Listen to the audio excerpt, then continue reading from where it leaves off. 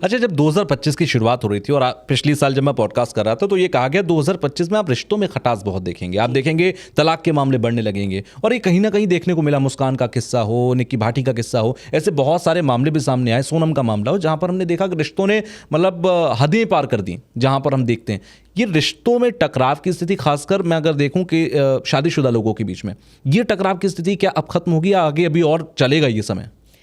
शुरुआत हुई है, अभी तो बहुत चलेगा। ये सिर्फ शुरुआत है जी। 11 नवंबर डेट नोट कर लीजिए। 11 नवंबर 2025 को देवगुरु बृहस्पति अभी तो अति चाह रही हैं, फिर वक्री होने जा रहे हैं।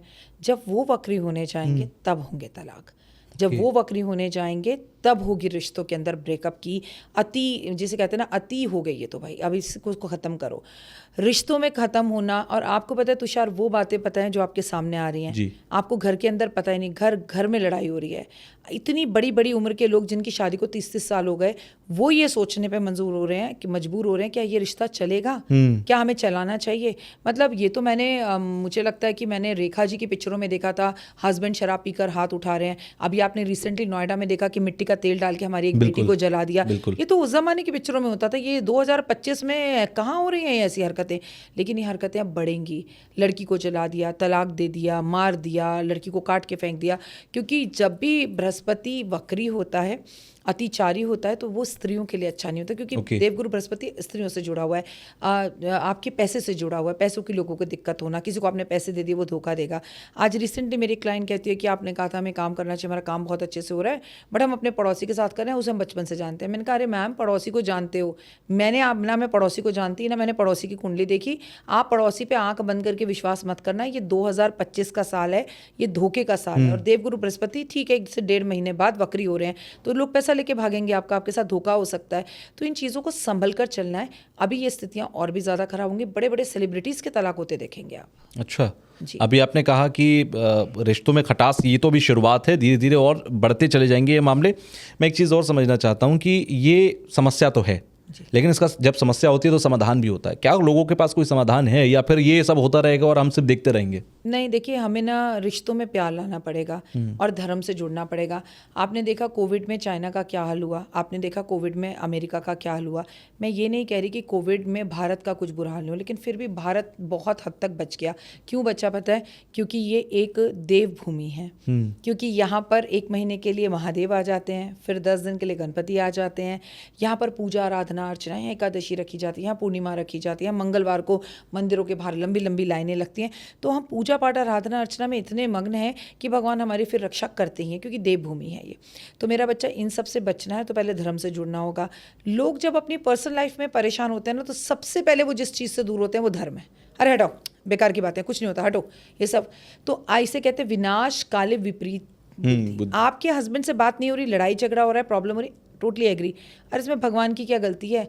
वाणी पर थोड़ा कंट्रोल कर लो, घर के बड़े बुजुर्ग बैठ के समझाएं। और पहले क्या होता था, माँ हमें समझाकर भेजती थी कि देखो बेटा, रिश्ता है, लड़कियों को निभाना ही पड़ता है। I am not talking about only girl और बॉय, निभाओ। माँ अपने बेटे को कहती थी देखो बेटा, बहू है, किसी अपना घर छोड़ कर आई है। अब उल्टा हो गया। हमारे जो बुजुर्ग हमें जो सलाह देते थे ना, अब वो ये कहते हैं अरे जब नहीं बन रही छोड़कर आ जाओ, तुम्हें किस बात की कमी है, तुम मेरी बेटी अकेले कमा के खा लेगी, वो तो अकेले भी रह लेगी, उसके भैया भाभी यहाँ हम रख लेंगे, हम देख लेंगे। बेटा तू एक काम कर, अपने ऑफिस वालों से बोल सीधा तेरे को अमेरिका ट्रांसफ़र कर दे। मतलब वो जो हमारे चौकीदार थे ना हमारे घर के, जो हमें ये कहते थे घर छोड़कर मत जाओ, आज वही हमें कह रहे हैं घर छोड़कर जाओ। आज घर का माली ही घर की अगर फसल को काटना शुरू कर दे, फूलों को काटना शुरू कर दे, तो वो रब क्या बचा पाएगा। एंड देखिए, मैं हर घर की बात नहीं कर रही, पर ज़्यादातर घरों में ऐसा है। आपको एक बात बताऊं, बहू और सास का रिश्ता इतना खूबसूरत रिश्ता है कि जब हम मरते हैं ना, मेरी बहू ही, मेरे जीते जी मैं जो मर्जी कर लूं, पर जब मैं टंग जाऊंगी ना दीवार पर, तो मेरी बहू का इंतज़ार करूंगी, भैया श्राद्ध कर। बेटी का नहीं कर सकती। लेकिन ये दुर्भाग्य की बात है कि वही बहू हमें अगर काम करने में थोड़ा सा थक जाए तो हम कहते हैं ड्रामे करती है, और अपनी बेटी अगर काम करते करते थक जाए तो बेचारी लाडो है ना, कर नहीं सकती।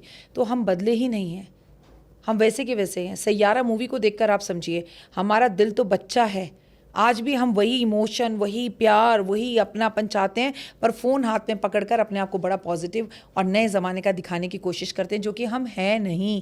हमारे को आज भी वही प्यार, अपनापन, हम जाएं तो हमारी बुआ पूछें, बुआ घर आएँ तो हमें पैसे देकर जाएं, वही बचपन वाला बचपन हम में ज़िंदा है। लेकिन इस फ़ोन ने हमें ज़्यादा थोड़ा प्रैक्टिकल कर दिया है। आप ये मानते हैं कि मैं अक्सर ये देखता भी हूँ, हमारे घरों में भी होता है कि एक कमरे में 4 लोग बैठे हैं और चारों अपने अपने मोबाइल में बिजी हैं, कोई आपस में बात ही नहीं कर रहा है, क्योंकि उनको लगता है कि कुछ बात करने के लिए है ही नहीं। इसकी वजह सिर्फ मोबाइल है या फिर वजह कुछ और है, मोबाइल को हम बहाना मान रहे हैं? तुषार मेरा बच्चा, आपने तो कमरे की बात बहुत बहुत बड़ी कर दी। चलो कोई बात नहीं, मैं आपको दिखाती हूँ। आज आप अपनी फैमिली को रेस्टोरेंट में लेके जाना जी। आप अपने बच्चों को लेना, अपनी पत्नी को लेना, माँ को लेना, मौसी को लेना। आप रेस्टोरेंट में जैसे ही खाना ऑर्डर करोगे, जब तक तो होगा क्या ऑर्डर करो, उसमें बच्चे कहेंगे ठीक है आप ये पापा आप कर दो, तब वो बच्चे देंगे। 15 मिनट बाद आप, आपकी पत्नी, मैं हूँ आपके साथ, आप मेरे घर वाले हूँ, सब फ़ोन में होंगे। खाना वो परोस रहा होगा, कोई ये भी नहीं देखेगा कि उसने चटनी दी है या नहीं दी। आप इस बात को नोटिस करना, किसी की वीडियो बनाना और हर रेस्टोरेंट में देखना। मैंने कई बार कई पॉडकास्ट में कही है, मैं अपने बेटे के साथ उसको एक रेस्टोरेंट में छोड़ने गई, उसके फ्रेंड्स की एक पार्टी थी। तो मैंने बोला देव अब मैं कहाँ बाहर जाऊँगी, मैं कोल्ड कॉफ़ी पी लेती हूँ, तुम इंजॉय करो, थोड़ी देर बाद मेरे साथ चलना। हमारी फ़्लाइट थी, हमें कहीं जाना था। तो देव वहाँ बैठ गया और मैं, एक बड़े खूबसूरत प्यारा सा कपल, बिल्कुल मतलब 20-20 साल के बच्चे, बहुत ही राम और लक्ष्मण जैसे बच्चे, दोनों आकर बैठे। उन्होंने क्या किया, सब रेस्टोरेंट में ना नीचे बैठे थे, एक टेबल थी जो उसमें बहुत ऊपर थी। तो वो पहले लड़का चढ़ा, उसने बड़ी तमीज़ से लड़की का हाथ पकड़ा, उसे ऊपर चढ़ा। मुझे बड़ा अच्छा लगा, यंग बच्चे हैं, प्यार करते हैं और डेट पर आए, वाओ कितना अच्छा लगेगा। तुषार 5 मिनट बाद उन दोनों ने एक दूसरे के साथ एक सेल्फी ली, ठीक है, बहुत आराम से बैठे। इतने में वेटर आया, उन्होंने अपना ऑर्डर किया। लड़की जब तक फ़ोन में थी, लड़का खुद ही ऑर्डर करता रहा, लड़का पूछता रहा, लड़की ने कुछ नहीं बोला, वो उसने ऑर्डर कर दिया। 5 मिनट बाद वो वेटर वहाँ से चला गया और मैं आधा घंटा उस रेस्टोरेंट में रही। आप बिलीव करिए, स्नैक्स आने तक, स्नैक्स खाने तक, ना लड़की ने लड़के की तरफ देखा, ना लड़के ने लड़की की तरफ देखा। दोनों अपने फ़ोन में सिर्फ नज़र झुकाकर बैठे हुए थे और एक हाथ से खाए जा रहे थे। ये हकीकत मेरी आंखों के देखी है और मैं हंस भी रही थी। किसी की प्राइवेट वीडियो है, मैं बना नहीं सकती, तो मुझे क्या ज़रूरत है ऐसा करने की। सो आई थॉट कि देखिए, एक एहसास कि हम एक दूसरे के पास हैं, हम बात करें, वो किसी और से और वो किसी और से बातें कर रहे हैं, या इंस्टाग्राम पे वीडियोस देख रहे हैं, कि हाथ में हाथ पकड़कर आई लव यू बोलना या एक दूसरे के साथ, कुछ नहीं था, फीलिंग्स ही मिसिंग थी। बिल्कुल। तो फ़ोन तो बर्बादी का सबसे बड़ा कारण है। लेकिन फ़ोन, क्योंकि टेक्नोलॉजी का दौर है, डिजिटल दौर है, तो फ़ोन के बिना भी काम नहीं चल पाता।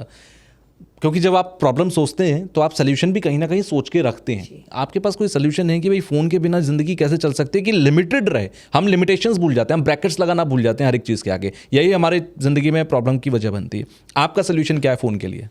होम मिनिस्टर को घर पे ना कुछ रूल्स लेने चाहिए। I am talking about the women, माँ हो, भाभी हो या आपकी पत्नी हो, जो घर में सबसे बड़ी महिला है। मैंने एक बार शाहरुख खान जी का इंटरव्यू देखा था और वो ये बता रहे थे कि मैं जब घर जाता हूँ तो हमारे घर के एंट्रेंस में एक जो है कबर्ड बनी हुई है, और गौरी खान का ये रूल है कि जब भी कोई घर में आता है सब वहाँ फ़ोन रख देते हैं, और लैंडलाइन नंबर घर में है, अगर कोई इमरजेंसी सब उस पर कॉल करते हैं, फिर कोई अपना फ़ोन टच नहीं करता, घर में आके हम फैमिली को टाइम देते हैं। ये मैंने उनकी एक वीडियो देखी थी, तो मुझे लगता है this is the best way. एक टाइम, 1 घंटा बिना फ़ोन के, जिसमें हम शतरंज खेलें, जी, लूडो खेलें, कैरम बोर्ड खेलें, कॉम्प्लीमेंट्स दे, तकिया एक दूसरे को मारें। याद है बचपन में हम कंबल में बच्चों को घुमाते, वो सब कुछ मिसिंग है। चिड़िया उड़, तोता उड़, वो सब बातें। हम अपने फ्रेंड्स को घर बुलाएं, ढोलक बीच में रखें, हमारे घर का वास्तु भी सही होगा। हम उल्टी सीधी जैसी ढोलक आती है बजाएं, पुराने गाने गाएं और अंताक्षरी खेलें, मस्ती करें, मजाक करें। तो ये एक हफ्ते में एक दिन बनाना चाहिए जिसमें आपको फैमिली, नो फोन्स। और मैंने तो अभी रिसेंटली इंस्टाग्राम पर एक रील भी देखी जिसके अंदर एक रेस्टोरेंट है, अगर आप उसमें फ़ोन छोड़ते हैं तो आपको 10% डिस्काउंट मिलता है। तो मैंने कहा वाओ, इसको तो अवार्ड मिलना चाहिए। बिल्कुल, बहुत अच्छा इनिशिएटिव है। This is very good. तो ऐसे छोटे छोटे इनिशिएटिव से हम, आपको पता है, हमारी नज़रें, कहते थे नज़र किसी के आगे मत झुकाओ, सर किसी के आगे मत झुकाओ। पूरा भारत, पूरा विश्व नज़रें ही झुकाए रखता है। जो नज़र कभी रब के आगे, माता पिता के आगे, प्रभु के आगे, परमपिता के आगे झुकती थी, अब तो वो झुकी ही रहती हैं। आपके सामने से खूबसूरत नज़ारा निकल रहा है, सावन था, बारिश हो रही है और मोर नाच रहा है, किसी को नहीं पता जंगल में मोर नाचा किसने देखा, सही बात है। किसने देखा, यहाँ देखा। यहाँ देखा, मोबाइल में सबकी नज़र थी। आपने जो बात कही मैं उससे रिलेट कर पा रहा हूँ। कुछ दिन पहले मैं घर में था और बचपन में आप सबको याद भी आएगा, हम लोग पेन्स का गेम खेलते थे, पेन ऐसे डाल देते थे और फिर उठाते थे। बच्चे मोबाइल में इसलिए लगे हुए हैं क्योंकि हमने उन सारे गेम्स को उनसे दूर कर दिया। मैंने वो इनिशिएट लिया, घर में 4-5 बच्चे थे, कुछ बड़े भी थे। जब मैंने वो खेलना बच्चों के साथ शुरू किया, पूरे घर के 7-8-10 लोग जो थे सब आ गए, बड़े बच्चे बुजुर्ग सारे लोग आ गए और सब कहने लगे अरे हमने बचपन में खेला था, सब खेलने लग गए।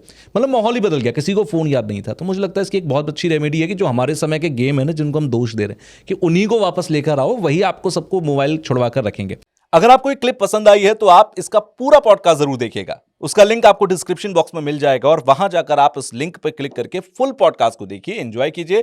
कमेंट बॉक्स में मुझे जरूर बताइएगा कि आपको जो कुछ पॉडकास्ट में बताया गया वो कितना सटीक, कितना बेहतर, कितना नॉलेजेबल लगा, आपकी लाइफ में कितना वैल्यू एडिशन इसका हुआ। तो पूरा पॉडकास्ट देखकर फीडबैक देना बिल्कुल मत भूलिएगा।